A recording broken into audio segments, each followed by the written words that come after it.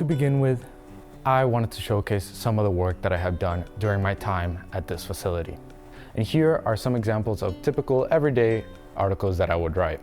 Something about a boat catching on fire, people stealing fuel from gas stations using a fuel bladder, or even people just running some sort of scam. Some odd topics that I have the pleasure to work with are, for example, the Chocolate saga back in June when he was in jail, got out of jail.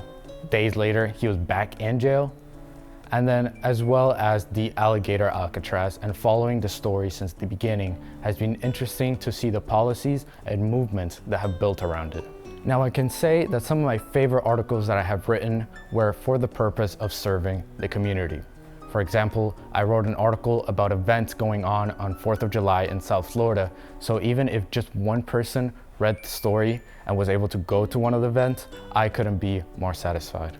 And another of my favorite articles was about 15 new laws that took effect after July 1st.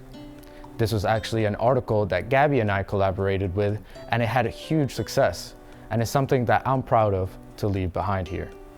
Now, on the other hand of the digital team, Reels. Social media is another aspect of the digital team that I worked on. Some of my favorite Reels that I made talk about a deer in the ocean being saved by lifeguards, Flo Rida getting the key to Miami-Dade County, and Kodak Black getting the key to Pompano Beach, and lastly, Gucci Goat.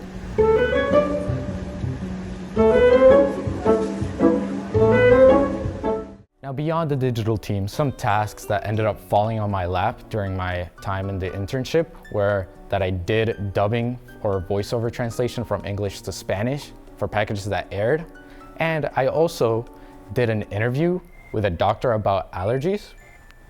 Now the funniest of them all is how I became IT for my fellow intern Gabby. Roll the clip.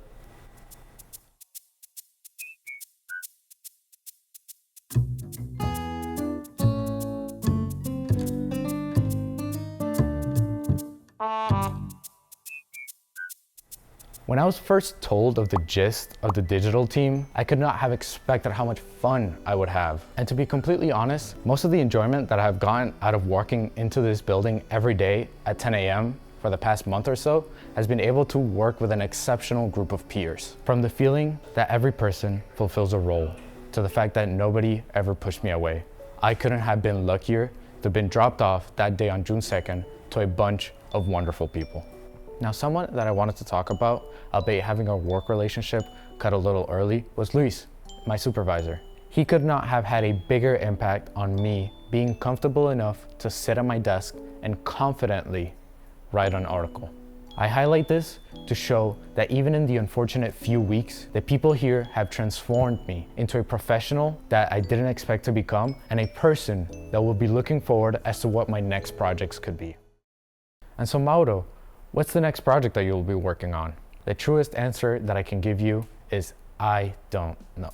However, what I do know, what's next for me, is that I'll be graduating next year. I'll be creating my own website in order to publish stories. I want to be involved in more community nature events like beach cleanups or volunteering at animal sanctuaries or botanical gardens. I want to become more active on my social media and YouTube, shameless plug. Create awareness for biodiversity conservation. And also, I'll probably be applying to more jobs than possible chess moves. That number.